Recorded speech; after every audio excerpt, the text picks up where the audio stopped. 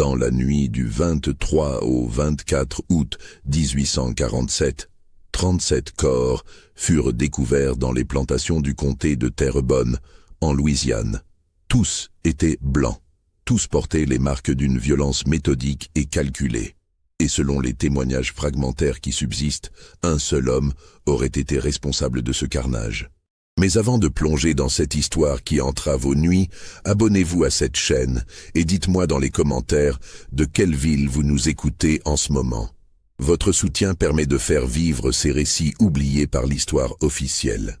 La Louisiane de 1847 n'était plus française que de nom et de langue. Annexée aux États-Unis depuis près de 45 ans, elle conservait néanmoins cette atmosphère particulière, héritée de son passé colonial. Cette étrange fusion entre les codes du vieux sud-américain et les traditions créoles qui faisaient d'elle une région à part, gouvernée par ses propres règles non écrites. Le comté de Terrebonne s'étendait le long des bayous, ses bras d'eau stagnantes où la végétation tropicale créait des cathédrales de mousse et d'ombre. La région vivait exclusivement de la culture du coton et de la canne à sucre, deux productions qui exigeaient une main-d'œuvre considérable. En cette année 1847, on comptait dans le comté environ 3800 esclaves, pour à peine 1200 blancs. Ce déséquilibre démographique n'était pas unique dans le Sud, mais il créait une tension permanente, une peur sourde qui habitait chaque propriétaire terrien. Les plantations se succédaient le long du fleuve et des bayous, domaines autarciques gouvernés par des dynasties familiales qui s'étaient enrichies en l'espace de 2 générations. Leurs maisons à colonnes blanches, construites dans le style néoclassique alors en vogue, dominaient des hectares de champs cultivés où s'activaient des centaines d'hommes et de femmes enchaînés à la terre par un système légal qui ne reconnaissait pas leur humanité. Parmi ces plantations, celle des Delacroix occupait une position particulière. Établie en 1789 par Jean-Baptiste Delacroix, un colon français arrivé avant la cession de la Louisiane, elle s'étendait sur près de 2000 acres le long d'un méandre du bayou La Fourche. En 1847, c'est son petit-fils, Augustin Delacroix, qui dirigeait le domaine avec une main de fer. Augustin était un homme de 42 ans, au visage sévère marqué par le climat et les responsabilités. Il avait étudié à la Nouvelle-Orléans avant de revenir prendre en main la plantation à la mort de son père en 1838. Contrairement à beaucoup de ses voisins qui menaient une vie d'oisiveté en laissant leurs contremaîtres gérer leurs propriétés, Augustin supervisait personnellement chaque aspect de son exploitation. Il connaissait le nom de chacun de ses 163 esclaves, leurs valeurs marchandes, leur utilité spécifique dans l'économie de la plantation. Cette connaissance minutieuse n'était pas le fruit de quelque bienveillance. Augustin Delacroix voyait son domaine comme une machine complexe dont il devait optimiser chaque rouage. Les esclaves n'étaient pour lui que des outils vivants, des investissements qu'il fallait rentabiliser tout en préservant leur capacité de travail. Il avait instauré un système de punition gradué qui allait de la privation de nourriture au fouet, jusqu'à l'isolement dans les cachots aménagés sous la maison principale pour les cas les plus graves d'insubordination. La région avait connu plusieurs révoltes d'esclaves au cours des décennies précédentes. La plus importante, celle de Charles Deslandes, en 1811, avait terrorisé les propriétaires terriens. Bien qu'écrasée dans le sang après seulement 3 jours, elle avait laissé une marque indélébile dans la conscience collective des Blancs de Louisiane. Depuis, un système de milices organisées patrouillait régulièrement, et les lois concernant les déplacements et les rassemblements d'esclaves s'étaient considérablement durcies. C'est dans ce contexte de tension permanente, de violence institutionnalisée et de peur mutuelle que se déroulèrent les événements de l'été 1847. Un été particulièrement accablant, où la chaleur humide transformait chaque journée en épreuve, où les tensions semblaient s'exacerber avec chaque degré supplémentaire. Au mois de juin, Augustin Delacroix avait fait une acquisition inhabituelle lors d'une vente aux enchères à la Nouvelle-Orléans. Il s'agissait d'un homme d'environ 35 ans, de constitution robuste, que le vendeur présentait comme un artisan qualifié en charpenterie. L'esclave avait été enregistré sous le nom de Samuel, sans autre mention d'origine ou de nom de famille, comme c'était l'usage. Ce qui avait attiré l'attention d'Augustin n'était pas tant les compétences de l'homme que son prix étonnamment bas. Dans un marché où un bon charpentier pouvait se vendre jusqu'à 1500 $, Samuel avait été acquis pour à peine 800. Lorsque Augustin avait interrogé le vendeur, un certain Josiah Pemberton, planteur du Mississippi, celui-ci avait expliqué avec une certaine réticence qu'il se séparait de cet esclave pour des raisons de discipline. Samuel avait, selon ses dires, une tendance à l'insolence silencieuse, à une forme de résistance passive qui minait l'autorité sans jamais franchir la ligne qui justifierait une punition sévère. Augustin, confiant dans sa capacité à briser toute velléité de rébellion, avait conclu l'achat. Il pensait que quelques semaines de travail sous le soleil de Louisiane et sous la surveillance de son contremaître, un homme du nom de Silas Garrett, suffirait à transformer Samuel en travailleur docile. Samuel était arrivé à la plantation de la Croix le 15 juin 1847. Dès le premier jour, les autres esclaves avaient remarqué quelque chose d'inhabituel chez lui. Il ne parlait presque jamais, répondant aux ordres par des gestes plutôt que par des mots. Son regard, lorsqu'il croisait celui des Blancs, ne contenait ni la déférence attendue ni la crainte habituelle, mais une sorte de vide, une absence troublante qui mettait mal à l'aise. Contrairement à ce qu'Augustin avait anticipé, Samuel se révéla un travailleur irréprochable. Il accomplissait les tâches assignées avec une efficacité mécanique, sans jamais se plaindre, sans jamais ralentir le rythme. Cette perfection même avait quelque chose d'inquiétant. Les autres esclaves l'évitaient instinctivement. Il racontait qu'il ne dormait presque pas, qu'on pouvait le voir certaines nuits marcher lentement autour des cabanes des esclaves, comme s'il inspectait les lieux, mémorisant chaque détail.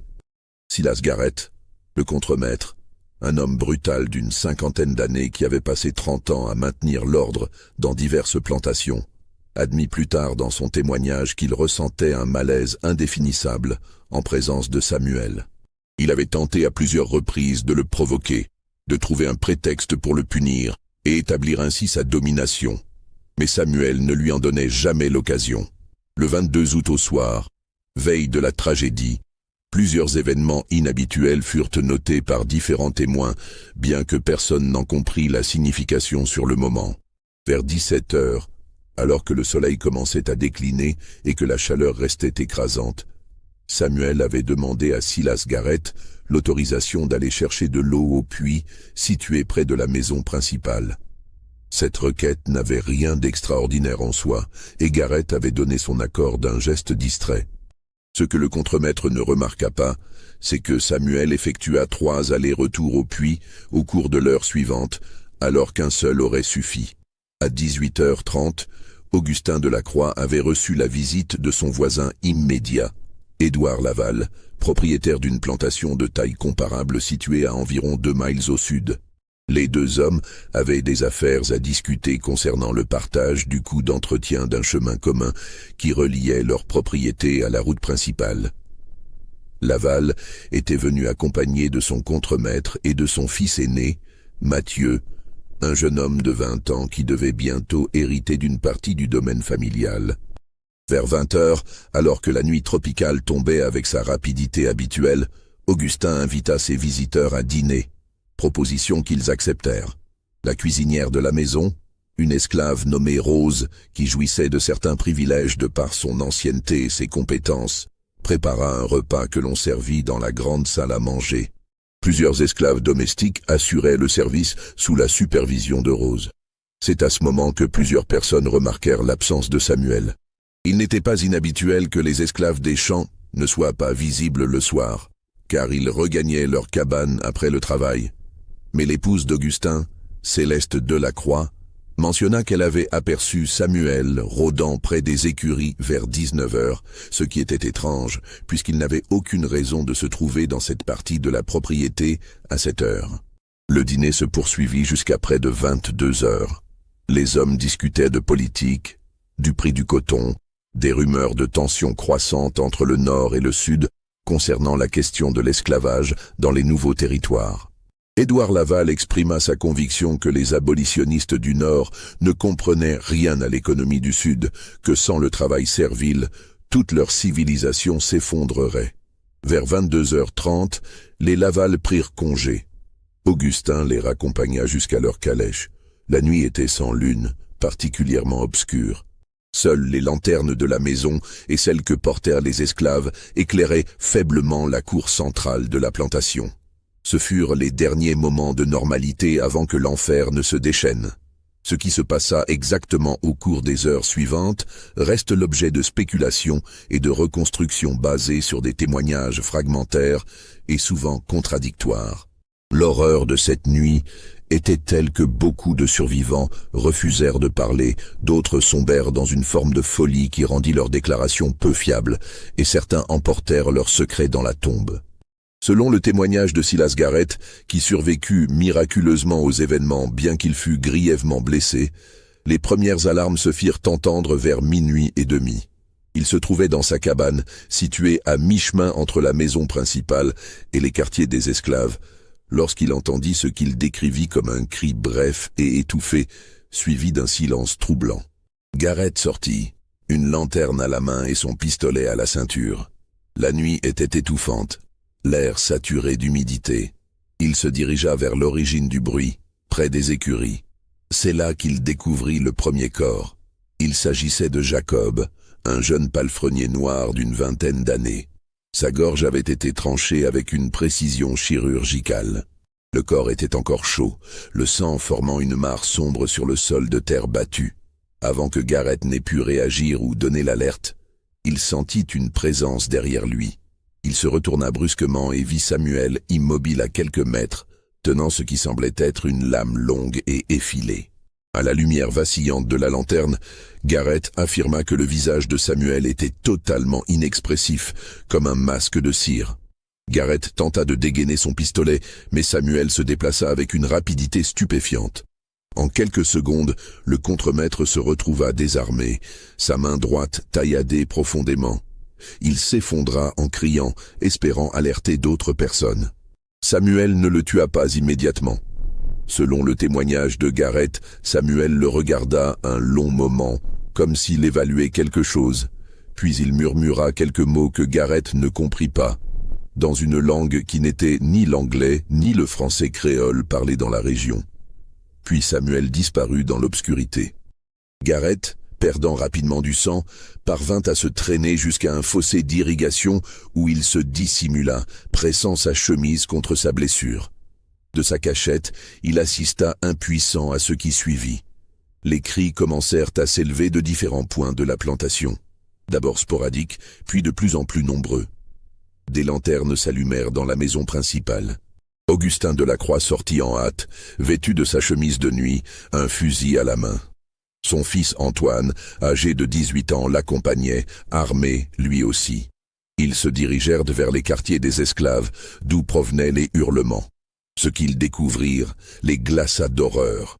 Plusieurs cabanes brûlaient, les flammes illuminant une scène de carnage. Des corps jonchaient le sol entre les habitations. Mais ce n'étaient pas les corps d'esclaves révoltés. C'étaient ceux des Blancs qui vivaient sur la plantation. Le régisseur adjoint, 2 surveillants, un comptable qui logeait dans une dépendance. Augustin comprit immédiatement qu'il ne s'agissait pas d'une révolte généralisée. Les esclaves eux-mêmes semblaient terrifiés, se cachant dans leurs cabanes ou fuyant vers les champs. Quelque chose d'autre se passait, quelque chose qui défiait toute logique. C'est alors qu'Augustin vit Samuel pour la première fois cette nuit-là. L'homme se tenait debout au centre de l'allée entre les cabanes, parfaitement immobile, malgré le chaos environnant. Il tenait dans chaque main une arme. Dans la droite, ce qui ressemblait à un coutelas de plantation. Dans la gauche, une longue lame fine que personne ne put identifier par la suite. Antoine Delacroix, pris de panique et de rage, leva son fusil et tira. Le coup partit dans le vacarme général, mais Samuel avait déjà bougé. Le jeune homme n'eut pas le temps de recharger. Selon le témoignage d'une esclave nommée Dina, qui observait la scène cachée sous le plancher surélevé de sa cabane, Samuel se déplaçait avec une fluidité impossible, comme s'il anticipait chaque mouvement de ses adversaires. En l'espace de quelques secondes, Antoine s'effondra, une entaille profonde à la cuisse. Augustin fit feu à son tour, mais dans l'obscurité et la confusion, son tir ne porta pas. Il tenta de recharger tout en reculant, mais Samuel était déjà sur lui. Le combat qui s'ensuivit, si l'on peut appeler cela un combat, fut bref et brutal. Augustin Delacroix, malgré son expérience de chasseur et sa force physique, ne faisait pas le poids face à un adversaire qui semblait connaître chacun de ses mouvements avant qu'il ne les exécute. En moins d'une minute, Augustin gisait au sol, mortellement blessé mais pas encore mort. Samuel ne s'attarda pas. Il continua sa marche méthodique à travers la plantation. Les événements qui suivirent prirent une tournure encore plus incompréhensible. Alors que l'on aurait pu s'attendre à ce que Samuel cherche à fuir, à mettre le plus de distance possible entre lui et la plantation, il fit exactement l'inverse. Il semblait suivre un plan précis, se déplaçant d'un point à un autre de la propriété avec une détermination implacable. Sa destination suivante fut la maison principale. Céleste Delacroix s'y trouvait avec ses 2 filles cadettes, Amélie, 16 ans, et Louise, 14 ans, ainsi que 3 domestiques. En entendant les coups de feu et les cris, Céleste avait fait barricader les portes et les fenêtres du rez-de-chaussée. Les femmes s'étaient réfugiées à l'étage, dans la chambre principale qui disposait d'une porte épaisse et d'une serrure solide. Vers 1h du matin, Samuel atteignit la maison. Ce qui se passa ensuite fut reconstitué grâce au témoignage d'Amélie Delacroix, la seule de la famille à survivre à cette nuit. Selon ses dires, Samuel ne tenta pas de forcer les barricades. Il fit simplement le tour de la maison, testant méthodiquement chaque accès. Puis il disparut pendant près de 20 minutes. Lorsqu'il réapparut, il avait trouvé un moyen d'entrer par le toit, en passant par une lucarne du grenier que personne n'avait pensé à sécuriser.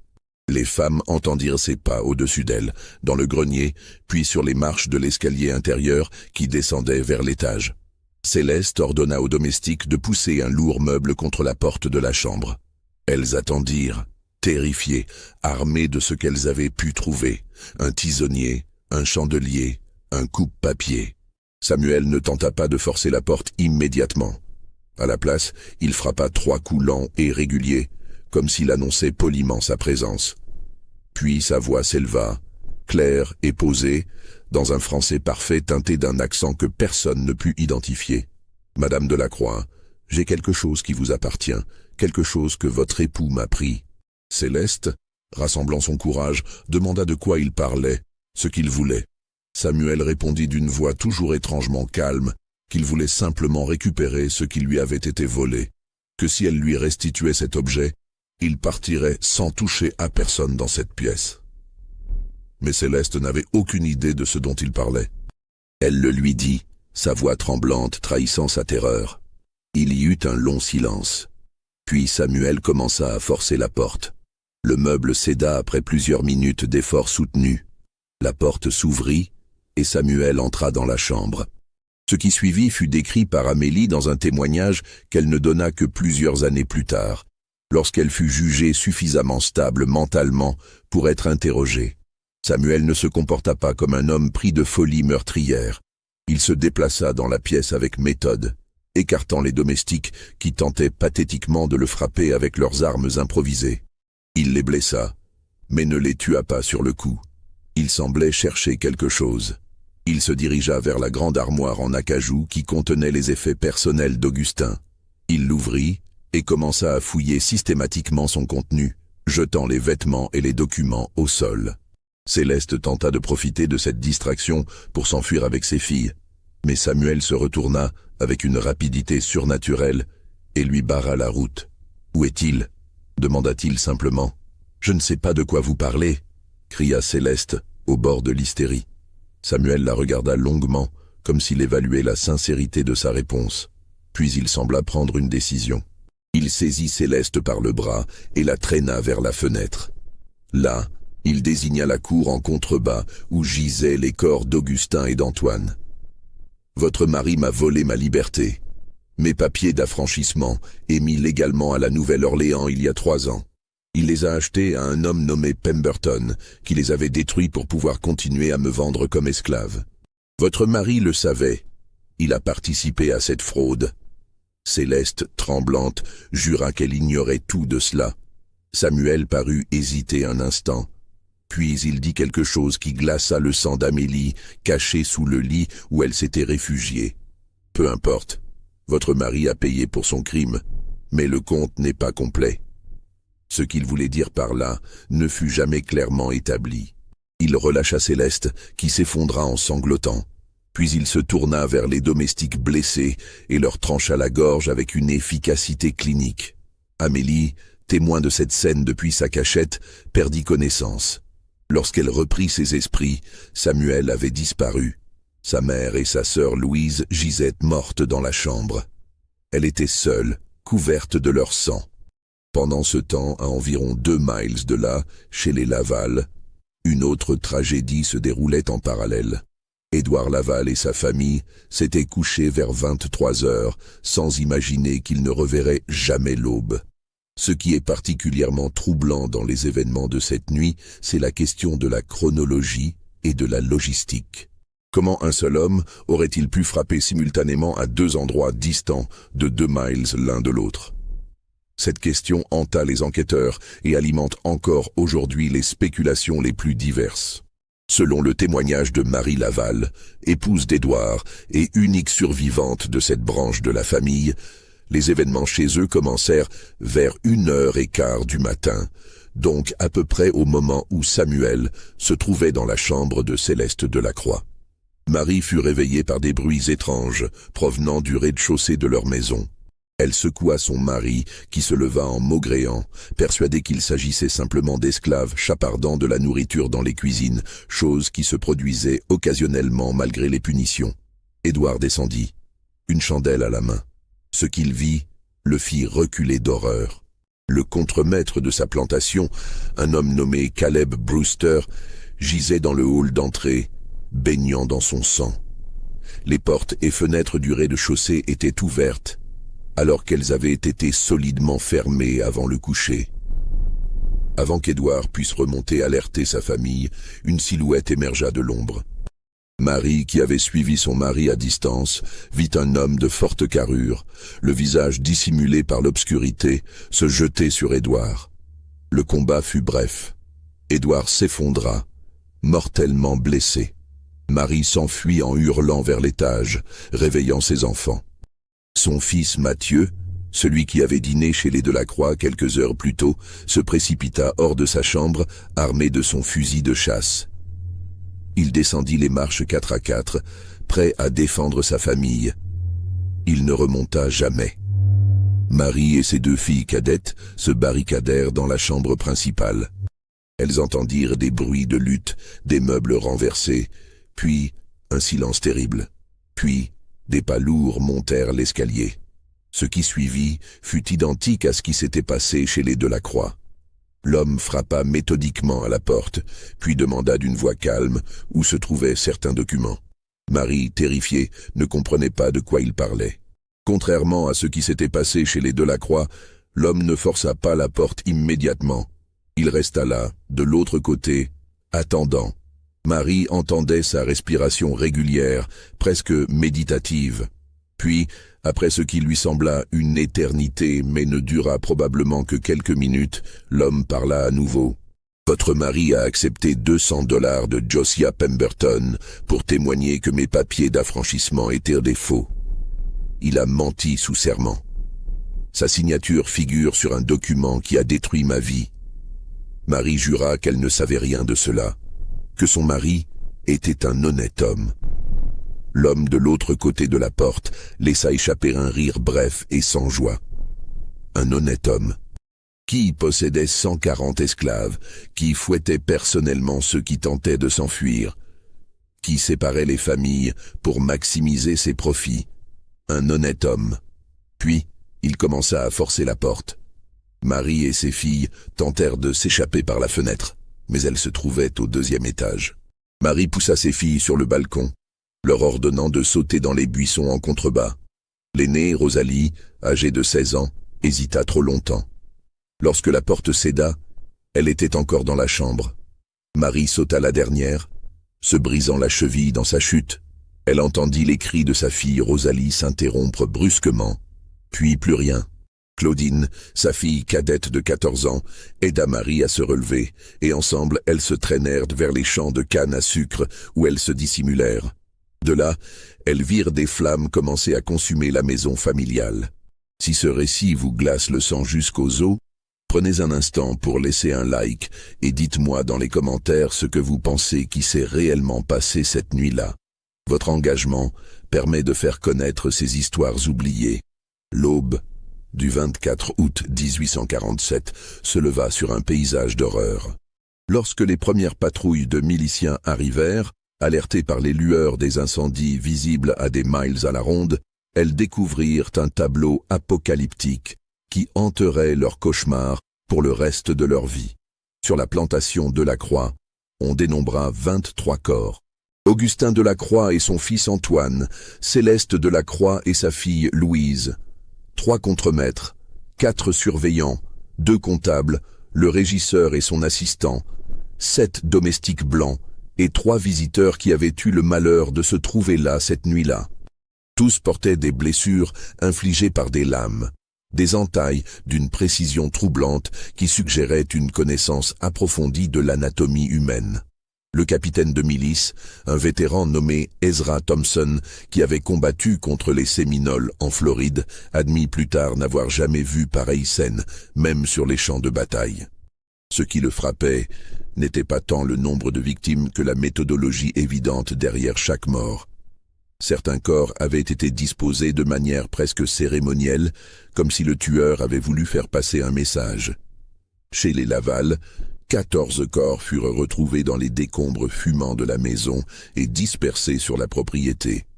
Édouard Laval et son fils Mathieu, le contremaître Caleb Brewster, Rosalie Laval, 3 surveillants et 7 autres employés ou visiteurs blancs. Les flammes avaient ravagé la maison principale, mais l'examen des corps récupérés révéla que la plupart étaient déjà morts avant que l'incendie ne soit allumé. Au total, 37 personnes blanches avaient été tuées cette nuit-là.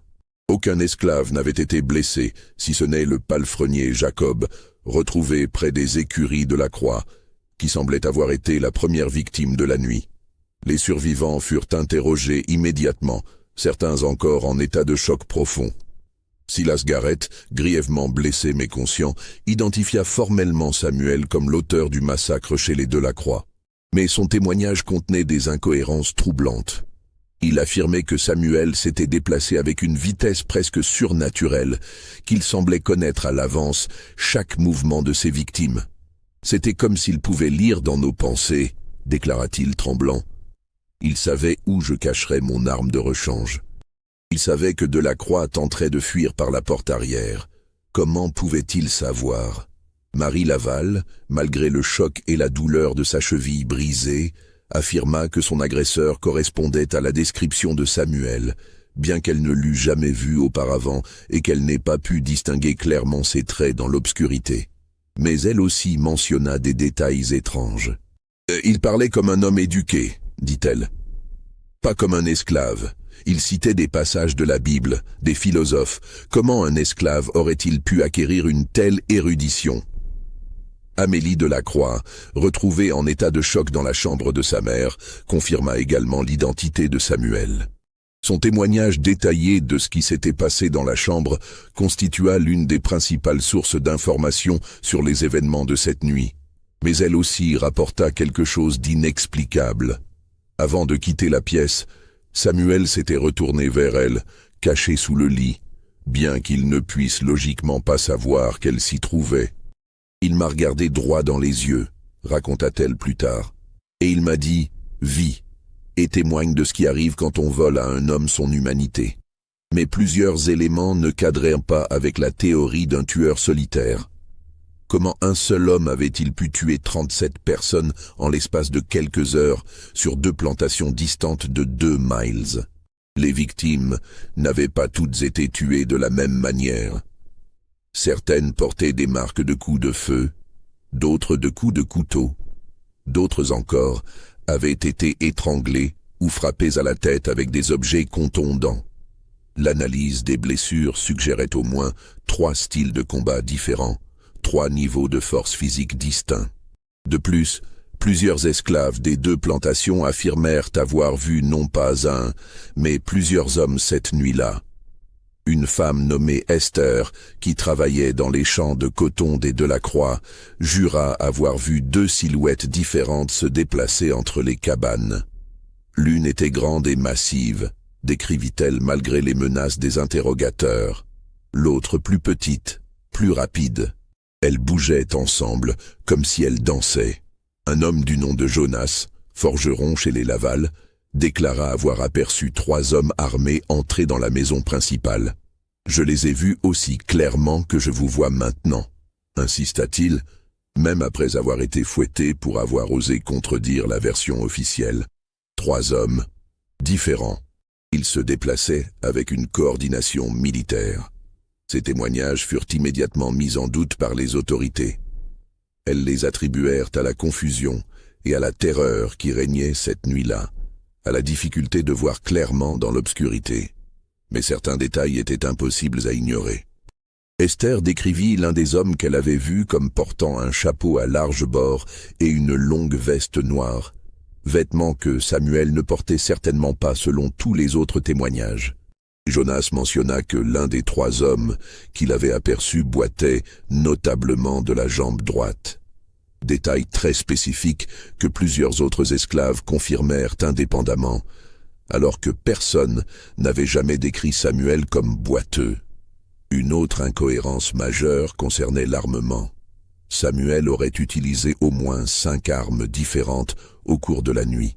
Un coutelas de plantation, une longue lame fine et effilée ressemblant à une épée de duel, un fusil à canon long, un pistolet de cavalerie, et selon certains témoignages, une hache à double tranchant. Où aurait-il trouvé un tel arsenal? Comment aurait-il pu les transporter tout en se déplaçant avec la rapidité décrite par les témoins? Un homme seul aurait été surchargé, ralenti.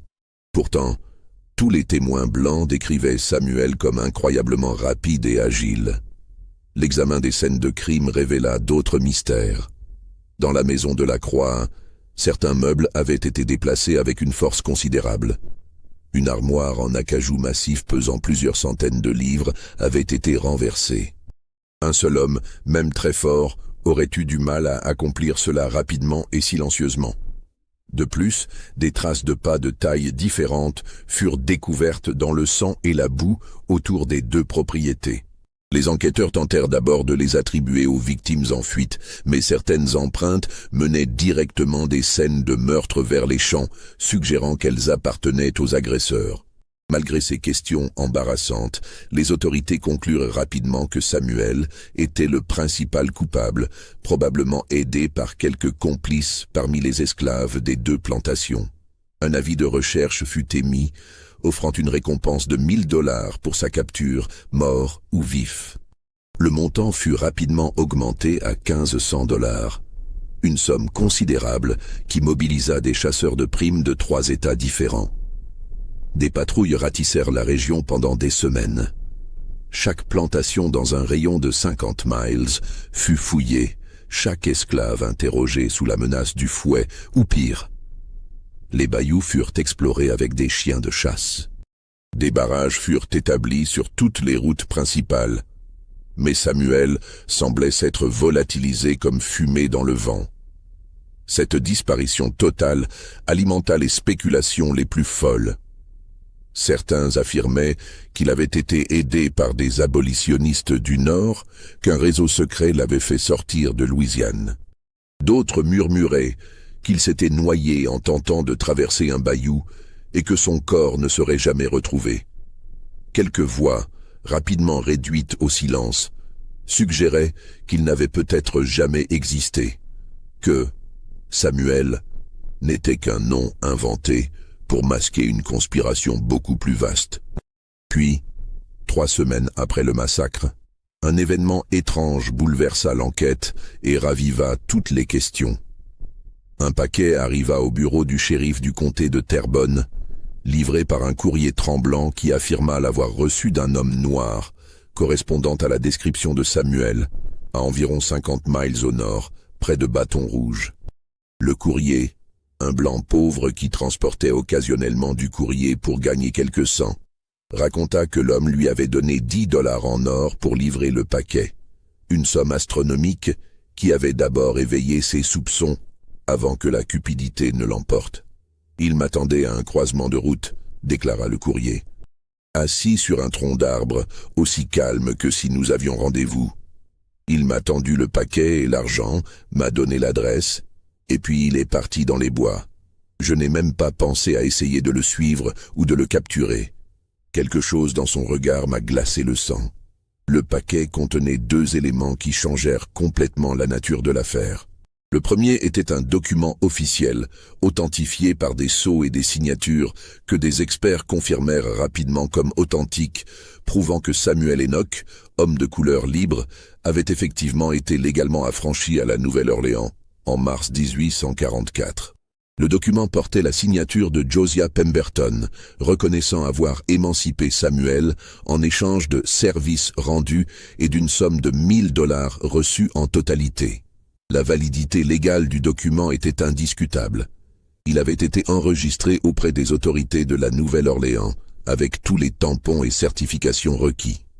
Le second élément était une lettre manuscrite de 12 pages, rédigée dans un français élégant et cultivé qui aurait fait honneur à n'importe quel homme de lettres, détaillant non seulement les événements ayant conduit à la nuit du massacre, mais aussi une critique dévastatrice et philosophiquement sophistiquée du système esclavagiste tout entier.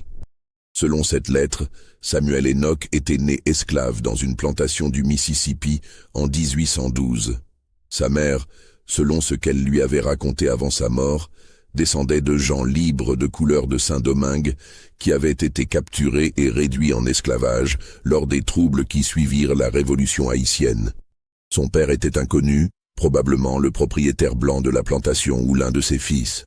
Samuel avait été vendu plusieurs fois au cours de sa vie, travaillant dans différentes plantations et villes, mais contrairement à la plupart des esclaves, il avait eu la chance extraordinaire d'avoir accès à l'éducation.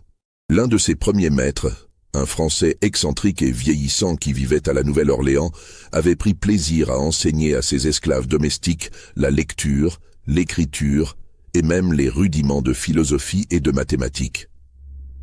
Il disait que cela prouvait que nous étions aussi humains et capables que les Blancs, écrivait Samuel.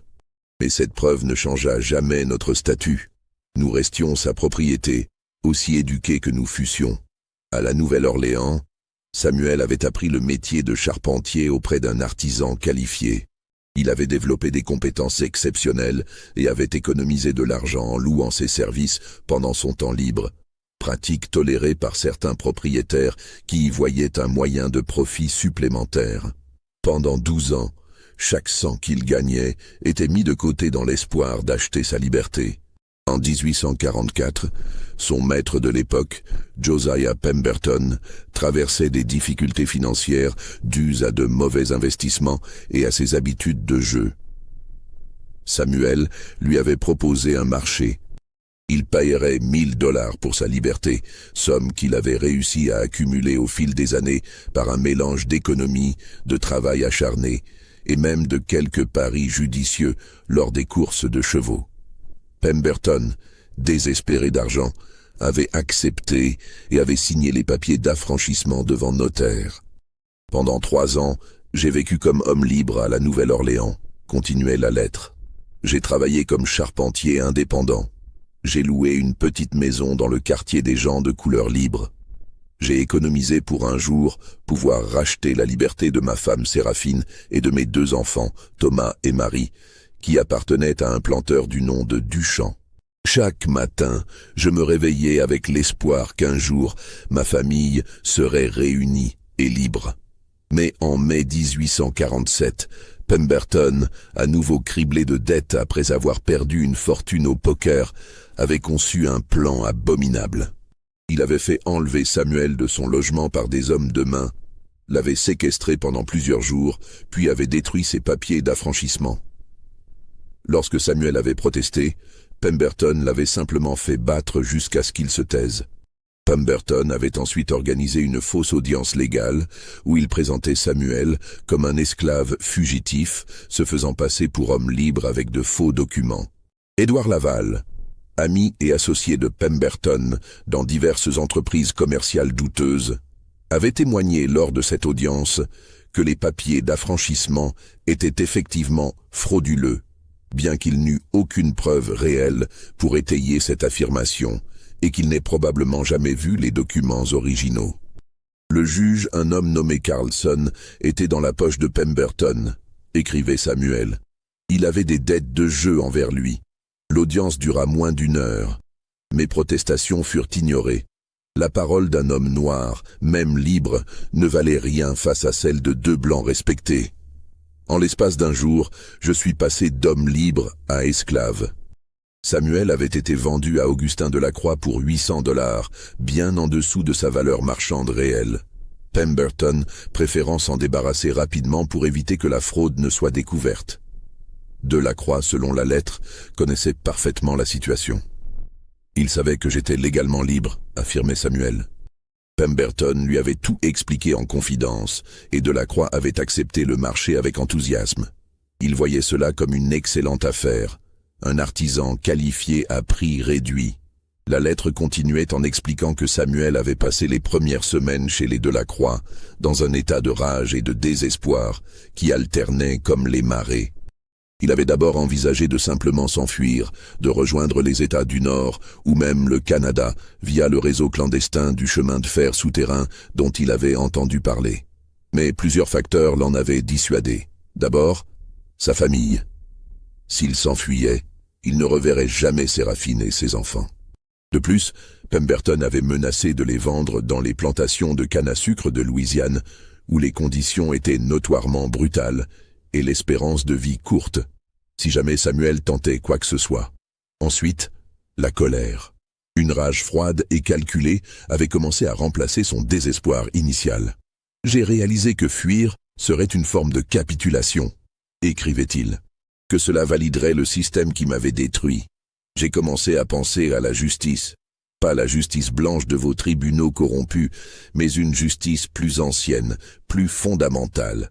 Samuel décrivait ensuite comment il avait passé les semaines suivantes à observer minutieusement la plantation de la croix, à mémoriser chaque détail, chaque routine, chaque point faible de la sécurité. Comment il avait découvert où Augustin cachait ses armes, où les surveillants gardaient leurs pistolets, comment les patrouilles se déplaçaient la nuit. Mais surtout, il décrivait comment il avait découvert, lors d'un jour où il réparait les planches du bureau d'Augustin, que celui-ci conservait ses papiers d'affranchissement originaux dans un coffre secret dissimulé dans le mur. Il les gardait comme une forme d'assurance, m'expliquait la lettre, pour s'assurer que je ne pourrais jamais prouver mon statut d'homme libre, même si je parvenais à m'échapper et à atteindre des autorités honnêtes. La découverte de ce fait avait transformé la rage de Samuel en une détermination glaciale. À ce moment-là, j'ai su qu'il devait mourir, lui et tous ceux qui avaient participé à ce crime contre moi. Le récit que Samuel faisait de la nuit du massacre était froid, méthodique, dépourvu de remords. Il décrivait avoir attendu une nuit sans lune, une nuit où la visite des Laval fournirait l'occasion parfaite. Il expliquait comment il avait d'abord tué le palefrenier Jacob, non par cruauté, mais parce que le jeune homme l'avait surpris en train de récupérer des armes dans l'écurie. Sa mort fut rapide, il n'a pas souffert, c'était le seul innocent cette nuit-là. Puis Samuel décrivait sa progression méthodique à travers la plantation, tuant d'abord les surveillants et contremaîtres, ceux qui maintenaient le système par la violence quotidienne. Chacun d'eux avait du sang sur les mains, chacun avait fouetté, torturé, violé. Je ne faisais que rendre justice. Concernant Augustin et Céleste Delacroix, Samuel était particulièrement détaillé. Il décrivait comment il avait confronté Augustin mourant, comment il lui avait montré les papiers d'affranchissement récupérés du coffre secret, comment il avait vu la reconnaissance et la peur dans les yeux du propriétaire. Il savait pourquoi il mourait. C'était important pour moi qu'il le sache. Pour Céleste, il exprimait un fragment de regret. Elle n'avait peut-être pas participé directement au complot, mais elle avait profité de mon esclavage. Elle avait vécu dans le luxe construit sur ma souffrance, et celle de centaines d'autres. Dans une guerre, il n'y a pas d'innocents du côté des oppresseurs. Concernant les événements chez les Laval, la lettre devenait plus vague. Samuel admettait avoir tué Édouard Laval et son fils, ainsi que plusieurs de leurs employés. Mais il ne fournissait pas le même niveau de détail que pour les meurtres chez les Delacroix. Cette omission fut remarquée par les enquêteurs et alimenta les spéculations sur la présence possible de complices. La lettre se terminait par une réflexion philosophique qui troubla profondément ceux qui la lurent. « Vous me traquerez, et peut-être me capturerez-vous. Vous me pendrez ou me brûlerez, et vous direz que justice a été faite. Mais sachez ceci, je n'ai fait que reprendre ce qui m'appartenait. Ma liberté, ma dignité, ma vengeance. Chaque homme, chaque femme que j'ai tué cette nuit, participait, directement ou indirectement, à un système qui nie mon humanité et celle de millions d'autres. Leurs morts sont une goutte d'eau face à l'océan de souffrance que votre peuple a infligé au mien. Vous construisez votre civilisation sur nos dos brisés, vous édifiez vos églises avec l'argent de notre sueur et de notre sang, vous priez votre Dieu de bonté tout en nous refusant l'essence même de l'humanité. Et vous vous étonnez quand l'un de nous se lève et dit « Assez, je ne suis qu'un parmi des millions, et notre patience a des limites. Un jour viendra où l'édifice entier que vous avez construit s'effondrera sous le poids de ses propres contradictions. J'aurais aimé vivre assez pour voir ce jour. Mais même si je ne le vois pas, je meurs en sachant qu'il viendra. » La lettre n'était pas signée, mais l'écriture fut comparée à des documents de travail signés par Samuel lors de son séjour à la Nouvelle-Orléans, notamment des factures et des contrats de charpenterie. L'expertise graphologique, discipline alors naissante, conclut avec un degré de certitude élevé qu'il s'agissait de la même main. De plus, le niveau d'éducation démontré dans la lettre correspondait aux informations recueillies sur Samuel auprès de ceux qui l'avaient connu à la Nouvelle-Orléans. Cette lettre créa un profond malaise parmi les autorités et la population blanche de Louisiane. Si son contenu était véridique, cela signifiait qu'un homme légalement libre avait été criminellement réduit en esclavage, et que le massacre était un acte de vengeance pour cette injustice soutenue par la complicité de membres respectés de la société. Cela soulevait des questions extrêmement embarrassantes sur la corruption du système judiciaire, sur les pratiques frauduleuses de certains propriétaires terriens, sur les fondements moraux de l'esclavage lui-même. Des voix commencèrent à s'élever, timidement d'abord, pour suggérer que peut-être Samuel n'était pas simplement un meurtrier fou, mais un homme poussé à bout par une injustice intolérable. Ces voix furent rapidement et violemment réduites au silence. Un éditorial dans un journal de la Nouvelle-Orléans qui osait poser la question de la légitimité des actions de Samuel provoqua une émeute. L'éditeur fut contraint de publier des excuses et de fuir la ville. Mais d'autres éléments de l'enquête continuaient à ne pas correspondre au récit d'un tueur solitaire, même un tueur aussi motivé et méthodique que Samuel se présentait dans sa lettre. Les témoignages des esclaves, malgré toutes les tentatives pour les discréditer ou les faire changer leurs histoires par la violence, pointaient obstinément vers la participation de plusieurs hommes. Un médecin légiste du nom de Hawthorne, appelé de la Nouvelle-Orléans pour examiner les corps, établit que les décès chez les Delacroix et chez les Laval s'étaient produits dans des fenêtres de temps qui se chevauchaient significativement. À moins que cet homme ne puisse se déplacer à la vitesse d'un cheval au galop, écrivit-il dans son rapport, il est physiquement impossible qu'il ait commis tous ces meurtres seul dans le laps de temps indiqué. De plus, des objets avaient été volés dans les deux maisons. Environ 3 000 $ en argent et en or, des bijoux d'une valeur considérable, et de manière plus étrange, de nombreux documents légaux et financiers. Cette dernière catégorie de vol suggérait soit un mobile de vengeance s'étendant au-delà de Samuel, soit une tentative de dissimuler d'autres fraudes et malversations.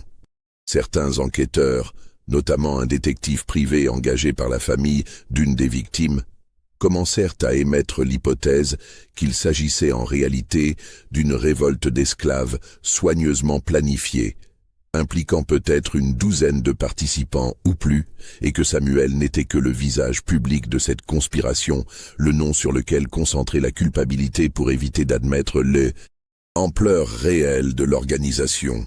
Cette théorie gagnait en crédibilité lorsque, 6 semaines après le massacre, un événement vint apparemment tout résoudre, tout en soulevant de nouvelles questions. Le corps d'un homme noir correspondant approximativement à la description de Samuel fut retrouvé dans un bayou isolé à environ 30 miles au sud-ouest de la plantation de la Croix. Le corps était dans un état de décomposition très avancé, rendu encore plus difficile à identifier par le fait qu'il avait manifestement été dans l'eau pendant plusieurs semaines et que des alligators et autres charognards l'avaient sérieusement endommagé. Néanmoins, plusieurs détails permirent une identification présumée. La taille, estimée à environ 6 pieds, la corpulence robuste malgré la décomposition, et surtout une cicatrice distinctive sur l'avant-bras droit que plusieurs témoins avaient mentionné chez Samuel, résultat d'un accident de travail survenu des années auparavant. Ce qui était étrange, c'est que le corps portait des blessures qui n'avaient aucun rapport avec le massacre ou une fuite à travers les bayous. L'homme avait été abattu de 3 balles dans le dos, tiré à bout portant selon l'examen médical. Les blessures suggéraient une exécution plutôt qu'un combat. Puis le corps avait été lesté avec des pierres et jeté dans l'eau. Mais les liens s'étaient apparemment défaits avec le temps et la décomposition, permettant au cadavre de remonter à la surface. Les autorités conclurent que Samuel avait probablement été tué par des chasseurs de primes ou par une patrouille de vigilants qui, pour des raisons inconnues, avaient ensuite jeté son corps dans le bayou plutôt que de le ramener pour réclamer la généreuse récompense de $1500. Mais cette explication ne satisfaisait personne. Pourquoi des chasseurs de primes auraient-ils renoncé à une telle somme? Certains suggérèrent qu'il s'agissait peut-être d'une vengeance personnelle, que les tueurs de Samuel étaient des parents ou des amis des victimes qui voulèrent sa mort plutôt que sa capture. Mais alors, pourquoi cacher le corps? Pourquoi ne pas le ramener comme trophée, comme preuve de leur vengeance accomplie? Et surtout, l'expertise médicale établit que le corps était dans l'eau depuis au moins 4 semaines, probablement plus. Cela signifiait que l'homme était mort aux alentours du 27 ou 28 août, soit seulement 3 ou 4 jours après le massacre, et plus de 2 semaines avant que le paquet avec la lettre ne soit livré au shérif. Si c'était vraiment Samuel qui avait écrit et envoyé la lettre, quelqu'un d'autre qui aurait eu accès à ses pensées et à ses plans, un complice qui aurait continué son œuvre après sa mort, ou peut-être la lettre avait-elle été écrite avant les meurtres, confiée à quelqu'un avec des instructions de l'envoyer après un certain délai. Mais dans ce cas, comment Samuel aurait-il pu décrire les événements de la nuit avec autant de précision et de détails? Certains commencèrent à douter que le corps retrouvé fût réellement celui de Samuel. La décomposition était telle qu'une identification formelle était impossible sans les techniques médico-légales modernes qui n'existaient pas encore. La cicatrice sur l'avant-bras pouvait être une coïncidence, ou même avoir été créée post-mortem pour faire croire à l'identité de Samuel. Quelques voix s'élevèrent pour suggérer que ce cadavre n'était qu'un leurre, qu'un autre esclave avait été tué et jeté dans le bayou avec juste assez de marques distinctives pour être pris pour Samuel, permettant au vrai Samuel de disparaître sans poursuite. Cette théorie impliquait un niveau de planification et de sophistication encore plus troublant que le massacre lui-même. Elle suggérait que Samuel, ou l'organisation derrière lui, avait anticipé la traque qui suivrait et avait préparé un faux cadavre pour y mettre fin. L'affaire fut officiellement close en novembre 1847, 3 mois après le massacre. Les autorités déclarèrent que Samuel Enoch, homme de couleur libre illégalement réduit en esclavage, qui avait perpétré un massacre en représailles, était mort, probablement tué par des justiciers, et que l'ordre était rétabli. Le cas était clos. Mais sous cette fermeture officielle, les questions continuaient à bouillonner. Les plantations de la Croix et Laval furent vendues aux enchères pour payer les dettes des familles décimées et compenser les parents des victimes. Les esclaves furent dispersés, vendus à différents propriétaires à travers la Louisiane et le Mississippi. Plusieurs d'entre eux disparurent mystérieusement lors des transferts, ajoutant au mystère. Les survivants tentèrent de reconstruire leur vie brisée, mais aucun ne s'en remit vraiment. Amélie Delacroix, traumatisée à vie par ce qu'elle avait vu, fut envoyée vivre chez des parents à la Nouvelle-Orléans. Elle ne parla jamais publiquement de cette nuit, si ce n'est lors de ses témoignages officiels initiaux. Elle vécut recluse, refusant tous les prétendants, et mourut en 1868, à l'âge de 37 ans, sans s'être jamais mariée. Dans ses papiers personnels, retrouvés après sa mort, figurait une lettre qu'elle n'avait jamais envoyée, adressée au gouverneur de Louisiane. Dans cette lettre, rédigée en 1856, 9 ans après les événements, elle révélait un détail qu'elle n'avait jamais mentionné dans ses témoignages officiels. Samuel lui avait parlé longuement cette nuit-là, avant de tuer sa mère et sa sœur. Il lui avait raconté son histoire, lui avait montré ses papiers d'affranchissement qu'il avait trouvés dans le bureau de son père, cachés dans le coffre secret. Il lui avait expliqué calmement, méthodiquement, pourquoi il faisait ce qu'il faisait. Il voulait que je comprenne, écrivait Amélie. Il voulait qu'au moins une personne blanche sache la vérité. Il m'a dit, tu vivras. Et un jour, quand tu seras plus âgé, quand tu comprendras vraiment le monde dans lequel tu vis, tu témoigneras de ce qui arrive quand on vole à un homme son humanité. Pas maintenant. Les gens ne sont pas prêts à entendre. Mais un jour, Amélie expliquait qu'elle avait gardé le silence pendant toutes ces années parce qu'elle avait peur, mais aussi parce qu'elle n'était pas certaine de comprendre ce que Samuel avait voulu dire. Ce n'est qu'avec le temps, en voyant les tensions croissantes entre le Nord et le Sud, en lisant les écrits des abolitionnistes, en réfléchissant aux fondements moraux de son monde, qu'elle avait commencé à saisir. Mais même alors, elle n'envoya jamais la lettre. Peut-être par peur des conséquences sociales, peut-être par honte, peut-être parce qu'elle savait que personne ne voudrait croire qu'un esclave avait pu avoir raison contre les piliers respectés de la société louisianaise. Marie Laval et sa fille Claudine parvinrent à reconstruire une vie, bien que marquées à jamais. Elles déménagèrent en Caroline du Sud, où elles vécurent sous des noms empruntés jusqu'à leur mort. Marie ne se remaria jamais. Selon les rares témoignages de ceux qui la connurent dans sa nouvelle vie, elle ne dormait jamais dans l'obscurité complète, gardant toujours une chandelle allumée, terrorisée par les ombres et les bruits de la nuit. Silas Garrett survécut à ses blessures, mais perdit définitivement l'usage de sa main droite. Il quitta la Louisiane pour le Texas, où il tenta diverses entreprises, toutes vouées à l'échec. Il sombra progressivement dans l'alcoolisme et la paranoïa. Il affirmait souvent que Samuel le hantait, qu'il le voyait dans les ombres, qu'il entendait ses pas la nuit. Il mourut en 1853 dans une rixe de bar à San Antonio. Selon les témoins, ses dernières paroles furent « Il savait tout ce que j'allais faire, tous mes secrets, tous mes crimes. Comment un homme peut-il savoir tant de choses ?» Quant à Samuel Enoch, s'il survécut réellement à cette période, ou si le corps retrouvé dans le bayou était bien le sien, cela reste le mystère central de toute cette affaire. Au fil des années et des décennies qui suivirent, des rumeurs persistèrent, circulant principalement parmi les communautés d'esclaves et de gens de couleur libre. Des histoires parlaient d'un homme correspondant à sa description, aperçu dans différentes régions du Sud. Toujours en mouvement, toujours insaisissable. Certains affirmaient qu'il avait rejoint le chemin de fer souterrain, aidant d'autres esclaves à s'échapper vers le nord. D'autres prétendaient qu'il s'était installé au Canada, dans une communauté de fugitifs, sous une nouvelle identité. Plus troublant encore, il y eut au cours des années suivantes plusieurs autres incidents dans diverses plantations de Louisiane et du Mississippi. Des propriétaires terriens, qui avaient la réputation de séparer les familles d'esclaves ou de pratiquer des châtiments particulièrement cruels, furent retrouvés morts dans des circonstances mystérieuses. Rien d'aussi spectaculaire que le massacre d'août 1847, mais des morts étranges, souvent maquillées en accident ou en suicide, qui présentaient certaines similitudes troublantes.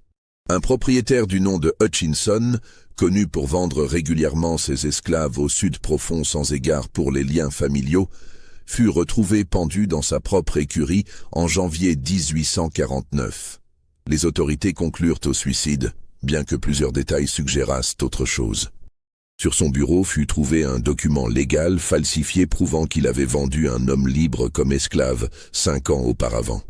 Un autre, un certain Cromwell, réputé pour ses châtiments sadiques, mourut empoisonné en mars 1850. Dans sa poche fut trouvé un morceau de papier portant simplement ces mots « La patience a ses limites ». Ces incidents, jamais officiellement reliés au massacre de 1847, alimentèrent néanmoins la légende de Samuel Enoch comme une sorte d'ange vengeur, un fantôme qui hantait les propriétaires d'esclaves particulièrement cruels. Les archives officielles concernant l'affaire furent progressivement expurgées au cours des années suivantes. Des documents disparurent mystérieusement des bureaux du shérif et des tribunaux. Des témoignages furent réécrits ou supprimés. La lettre de confession de Samuel, ce document extraordinaire de 12 pages, disparut complètement des archives publiques, bien que des copies aient probablement circulé clandestinement. La version officielle qui émergea et qui fut enseignée pendant des décennies était simple et rassurante. Un esclave dérangé mentalement avait tué 37 personnes dans un accès de folie meurtrière avant d'être abattu en fuyant.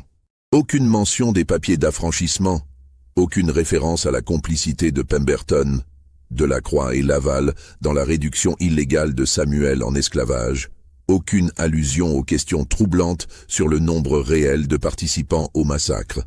Cette version était plus confortable, plus facile à accepter.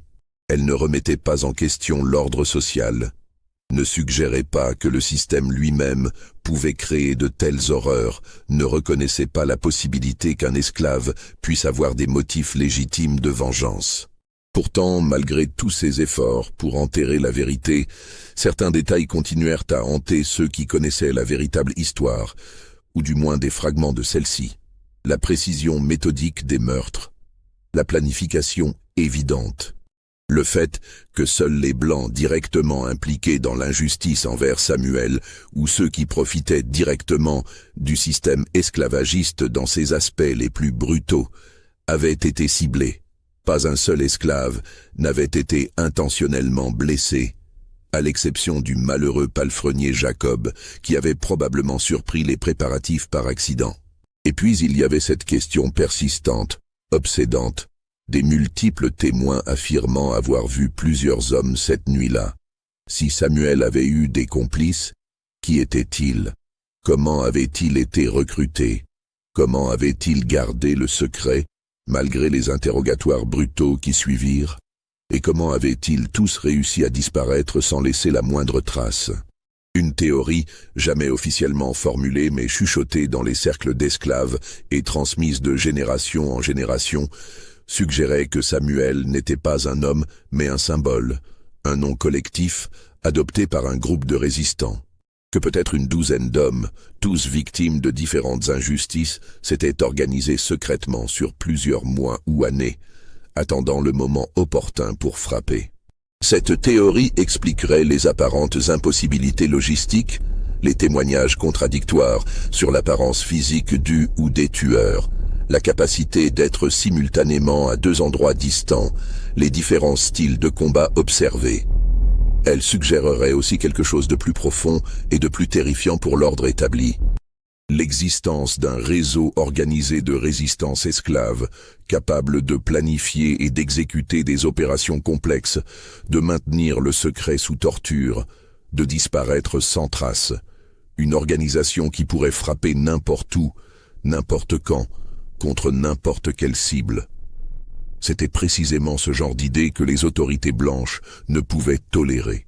Admettre une telle possibilité aurait signifié reconnaître que les esclaves n'étaient pas des victimes passives, mais des agents capables de pensée stratégique, d'organisation collective, de résistance efficace.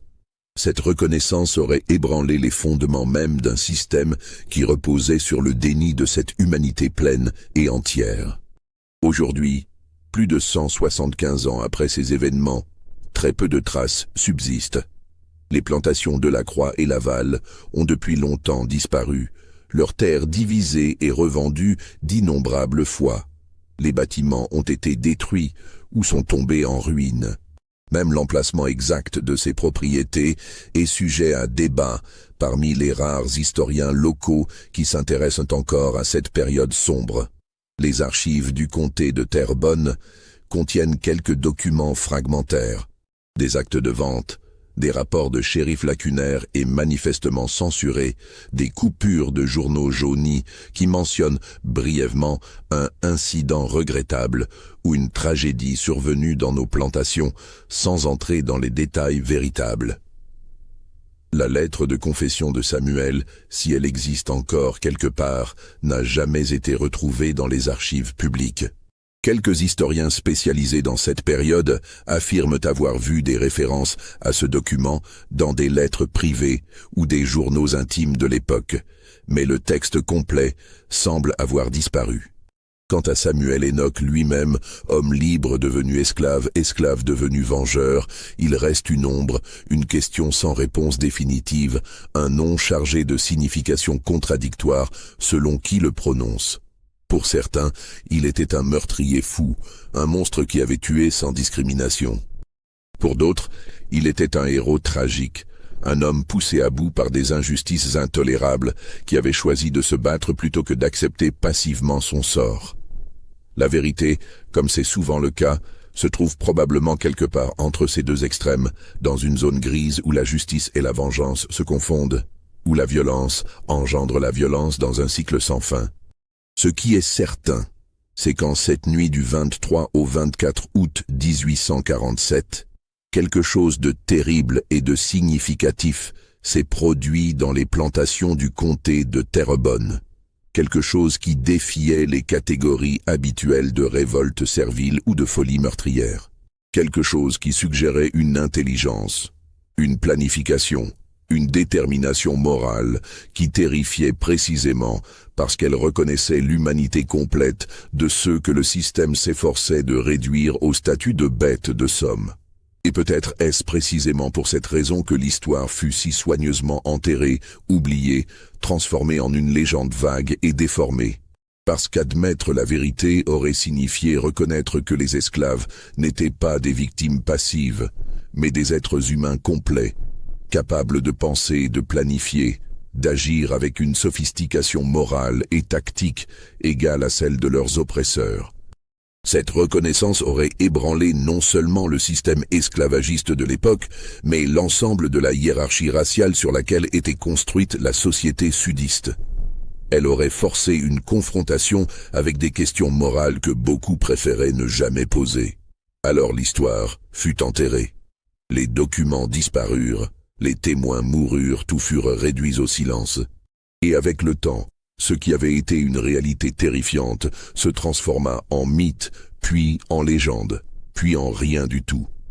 Mais les fantômes ne disparaissent jamais vraiment.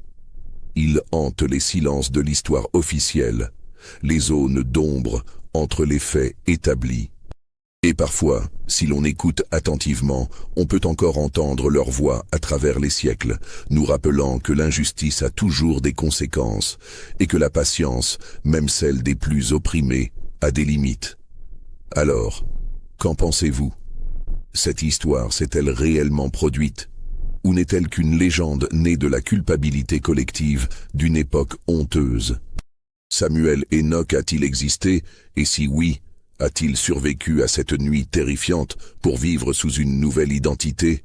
Ou est-il mort dans ce bayou quelques jours après son acte? Était-il seul, poussé à bout par l'injustice? Ou faisait-il partie d'une conspiration plus vaste, d'un réseau de résistance qui n'a jamais été découvert? Dites-moi dans les commentaires ce que vous croyez vraiment s'est passé. Partagez cette histoire avec ceux qui s'intéressent aux mystères sombres et aux vérités enfouies de l'histoire. Et n'oubliez pas de vous abonner pour découvrir d'autres récits oubliés qui hantent encore notre mémoire collective. Parce que parfois, les fantômes les plus terrifiants ne sont pas ceux des morts, mais ceux des vérités que nous refusons de regarder en face, des injustices que nous préférons oublier, des questions que nous n'osons pas poser,